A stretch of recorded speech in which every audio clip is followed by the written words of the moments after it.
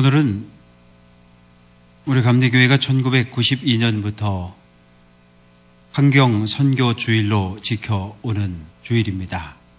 매해 6월 둘째 주일을 지켜옵니다. 우리 눈에 보이는 산과 들, 강과 바다는 하나님의 창조물입니다.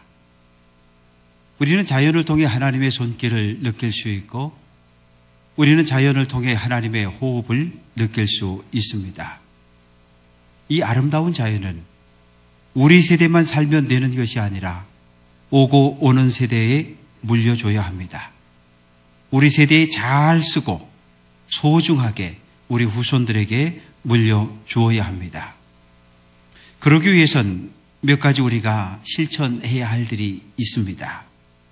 쓰레기를 줍고 쓰레기를 분류하는 것, 음식물 쓰레기를 만들지 않는 것, 그리고 전기를 절약하는 것, 아주 작고 사소한 일부터 환경과 자연을 지키는 일에 앞장서시는 우리 귀한 성도들 될 수 있기를 주님의 이름으로 부탁드립니다. 오늘 본문의 배경은 가버나움입니다. 나움의 동네, 이런 뜻을 가진 가버나움은 예수님 당시에 대략 2만 명 정도 사람들이 살고 있었습니다. 국경 도시였기 때문에 세관이 설치되어 있었고 로마의 군대가 그 지역에 주둔을 하고 있었습니다.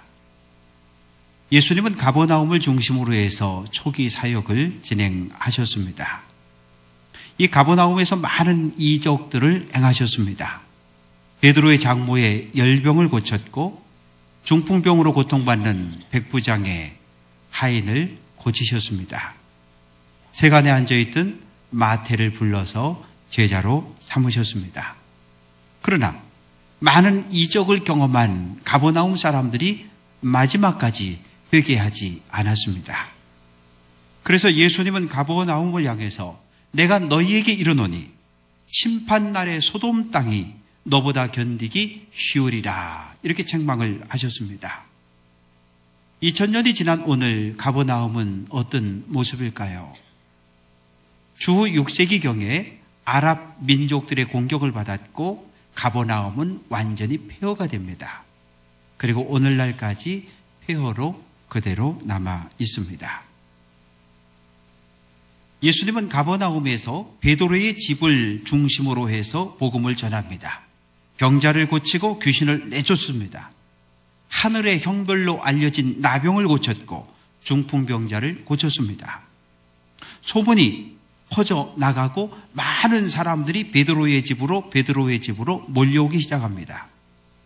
병고침을 받은 목적으로, 예수님이 행하시는 표적을 보기 위해서.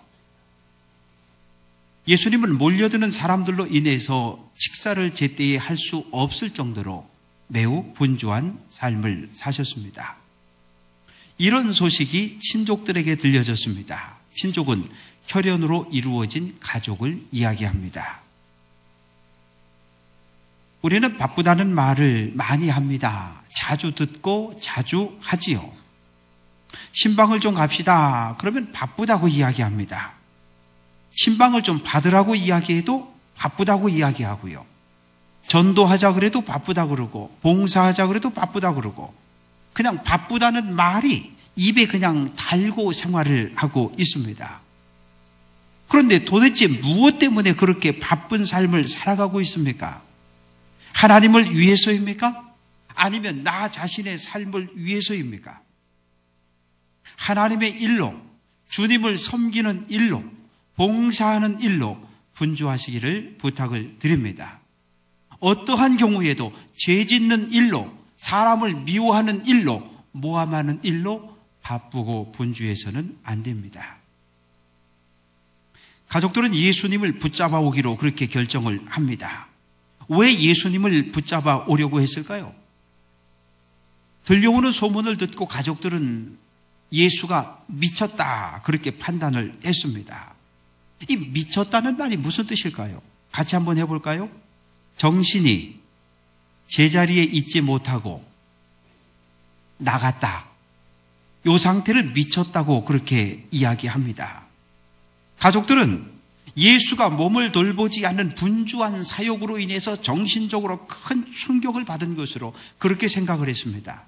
그래서 얼른 가서 예수를 붙잡아서 집에 데려다 놓고 집에서 쉬면서 치료를 받게 할 목적으로 예수를 붙잡아 오기로 했습니다. 예수님은 하나님의 일로 분주했지만 가족들은 걱정이 많았습니다. 마리아는 하나님의 계획 가운데 예수님이 세상에 온 것을 알고 있었습니다. 그럼에도 불구하고 아들 예수를 바라보는데 마음의 걱정과 근심이 있습니다. 마리아가 그러했는데 다른 예수의 동생들의 마음은 더욱 근심이 많았습니다. 왜요? 예수님은 장남입니다. 장남은 아버지 대신인데 가족들이 좀 편안하게 살도록 우리 형이, 장남이 가정의 역할을 잘 해주었으면 좋겠는데 그런 바람이 동생들에게 있었습니다. 동생들은 예수를 메시아로 인정하지 않았습니다. 예수님의 사역을 이해하지 못했고 자신들의 잘못된 생각으로 도리어 예수님의 사역을 방해했던 것, 그것이 바로 형제들입니다. 예수님을 감시하는 눈들이 또 있었습니다. 그들은 예루살렘에서 내려온 서기관들입니다. 이 서기관은 다윗 시대에 처음 생겨났습니다. 국가에서 일어나는 중요한 사건들을 정확하게 기록하는 일을 맡았던 고위 관리가 서기관입니다. 또한 그들은 율법을 그대로 옮겨 쓰는 일도 맡고 있었습니다. 예루살렘이 멸망했고 바벨론의 포로로 잡혀간 이후에 그들은 율법을 연구했고 그리고 율법을 가르치기 시작했습니다. 예수님 당시 서기관들은 율법 학자로 백성들에게 존경을 받고 있었습니다. 예수님의 말과 행동을 서기관들은 살피기 시작했습니다. 회당에 들어가서 예수님이 무슨 말씀하시는지 하나하나 기록하기 시작합니다. 예수님이 병을 고치고 예수님이 귀신을 내쫓는 것도 보았습니다. 예수님을 쫓고 있는 12명의 제자들이 어떤 사람들인지 병 고침 받은 사람들도 따라가서 조사를 했습니다. 그리고 자신들이 가지고 있는 학식과 가치관으로 예수님을 평가합니다. 예수님은 창기와 세리 등 죄인들과 함께 어울렸고 그들과 함께 음식을 나누어 먹었습니다. 안식일에 병을 고쳤습니다. 서기관의 눈으로 볼 때 도저히 용납할 수 없는 일들을 예수님은 행하셨습니다. 서기관들은 예수님에 대해 부정적인 평가를 내렸고 예수님을 공개적으로 비난하기 시작합니다. 서기관들은 예수가 바알세불이 짚혔다 이렇게 말합니다. 바알세불, 가나안 사람들이 섬겼던 신으로 귀신의 왕을 말합니다. 그러나 유대인들은 바알세불 곧 사탄 이렇게 이해를 하고 있었습니다. 이 짚혔다라고 하는 이 표현은 자주 등장을 하지 않습니다. 짚혔다, 사로잡혔다 그런 뜻입니다. 서기관들은 예수가 사탄에게 사로잡혔다, 예수님께 사탄이 들어왔다 이런 소문을 퍼뜨렸습니다. 결국 예수가 곧 사탄이다 그런 비방이지요. 서기관들은 예수님은 귀신의 왕을 힘입어 귀신들을 쫓아낸다 이렇게 소문을 냈습니다. 귀신의 왕, 귀신을 다스리는 자로 사탄을 의미합니다. 유다는 바벨론에 의해 멸망을 당합니다. 그리고 수백 년 동안 여러 나라의 지배를 받습니다. 그러는 동안 이스라엘의 이방 문화들이 들어오기 시작합니다. 그 중에 하나가 마술입니다. 이 마술사들은 자기에게 속해 있는 귀신의 힘을 이용해서 다른 사람 속에 들어있는 귀신을 내쫓았습니다. 그저 우리 표현으로 하면 무당입니다. 예수님은 병을 고쳤고 귀신을 내쫓았습니다. 서기관들은 예수님의 사역을 마술로 취급했습니다. 왜 그랬을까요?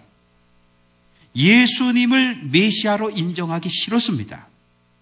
예수님 때문에 오랫동안 지켜온 자신들의 종교적인 권위가 무너지는 것을 원하지 않았습니다. 예수님은 서기관들의 비난에 대해서 감정적으로 대응하지 않았습니다. 도리어 그들을 불러서 비유로 말씀을 하셨습니다. 비유란 무슨 뜻입니까? 한 물건 옆에 다른 물건을 놓고 둘을 비교하는 것. 이것이 비유인데, 예수님은 사람들이 상식적으로 잘 알고 있는 이야기, 이 이야기와 서기관들의 말을 서로 비교해서 설명을 하셨습니다. 예수님은 서기관들에게 사탄이 어찌 사탄을 쫓아낼 수 있느냐라고 물으십니다. 사탄, 어둠의 세력 가운데 가장 뛰어난 존재입니다. 어떠한 경우에도 귀신들을 내쫓지 않습니다. 왜 그렇습니까? 귀신들은 사탄의 명령을 쫓고 따르기 때문이지요. 사탄은 하나님의 말씀으로 예수님을 시험했습니다. 사탄은 예수님을 십자가에 죽였습니다. 사탄은 언제나 하나님을 대적하고 하나님의 뜻을 거역합니다. 사탄이 사탄을 내쫓을 수 없다, 이 말을 전제로 해서 예수님은 4가지 비유를 말씀하십니다. 첫째, 만일 나라가 스스로 분쟁하면 그 나라가 설 수 없다고 말씀합니다. 분쟁한다, 옷감을 찢듯이 의견이 일치하지 않아서 갈라서고 분열하는 것, 그것이 분쟁입니다. 나비 필레이 유엔 인권 고등 판무관은 지난 6월 1일 시리아는 현재 내전 상태에 있다고 그렇게 보고했습니다. 반정부 시위로 시작되어진 내전으로 인해서 지난 9개월 동안 시리아에서는 7,500명의 민간인이 숨졌습니다. 지난 5월 25일 시리아 훌라에서 정부군의 총격으로 100명이 숨졌습니다. 그 100명 가운데 49명이 어린이들입니다. 한 나라가 바로 서려면 왕과 신하 그리고 백성들이 한 마음이 되어야 합니다. 두 번째로 예수님은 만일 집이 스스로 분쟁하면 그 집이 설 수 없다고 말씀합니다. 여기서 집은 건물을 이야기하는 것이 아니라 혈연으로 이루어진 가족 구성원을 이야기합니다. 가족은 나라보다 훨씬 강한 동질성과 결속력을 가지고 있습니다.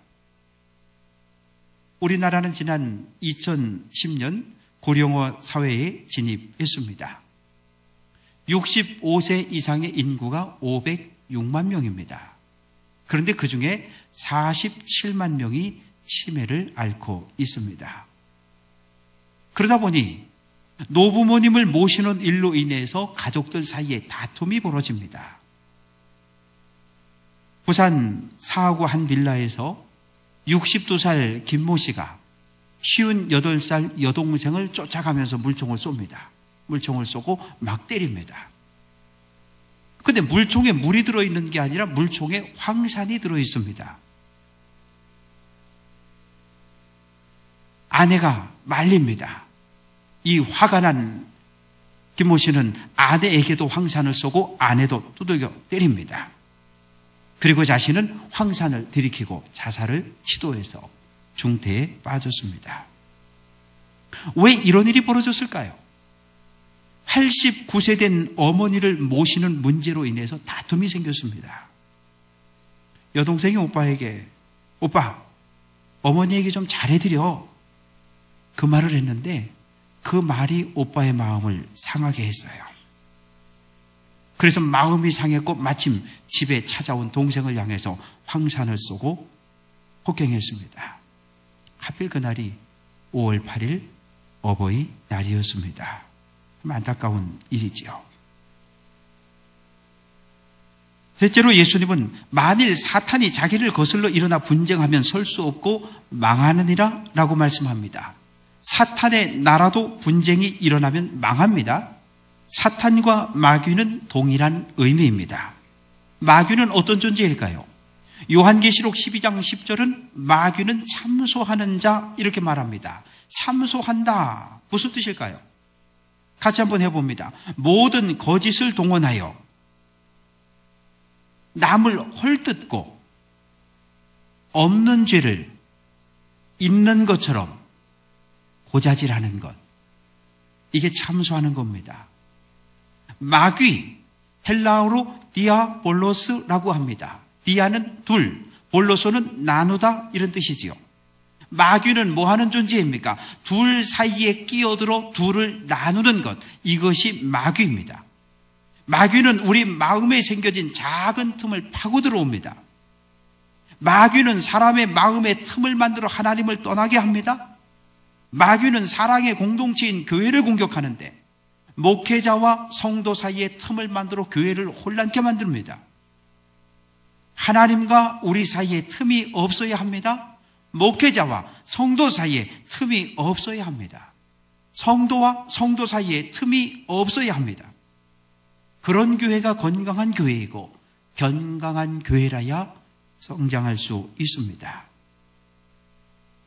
넷째로 예수님은 사람이 먼저 강한 자를 결박하지 않고는 그 강한 자의 집에 들어가 재간을 강탈하지 못하리니 결박한 후에야 그 집을 강탈하리라, 이렇게 말씀합니다. 사람은 예수 그리스도, 부활하신 그리스도를 상징하고 강한 자는 사탄을 말합니다. 누가 사탄을 무너뜨릴 수 있습니까? 죽음에서 부활하신 예수 그리스도, 그분만이 사탄을 결박할 수 있습니다. 예수님이 이 땅에 다시 오시는 날 사탄의 나라는 멸망합니다. 예수님이 이 땅에 오신 목적이 무엇입니까? 사탄에게 묶인 사람들을 풀어 자유하게 하려고 예수님 이 땅에 오셨습니다.